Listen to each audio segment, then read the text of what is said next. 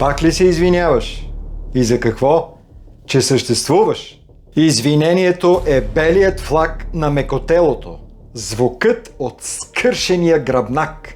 То е акт на доброволна кастрация. Всеки път, когато кажеш извинявай, ти предаваш собственото си его. Сипваш пясък в двигателя на вътрешния си звяр. Закъснял си за среща? Не се извинявай. Кажи, времето ми струва повече от твоето. Настъпил си някого? Погледни го като на насекомо и продължи. Извинявай е думата, с която овцете искат разрешение да съществуват. Ти не искаш разрешение. Ти вземаш своето пространство.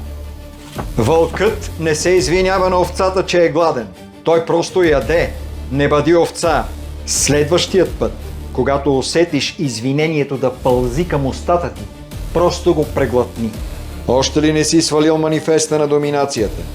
Какво чакаш? Линкът е в био.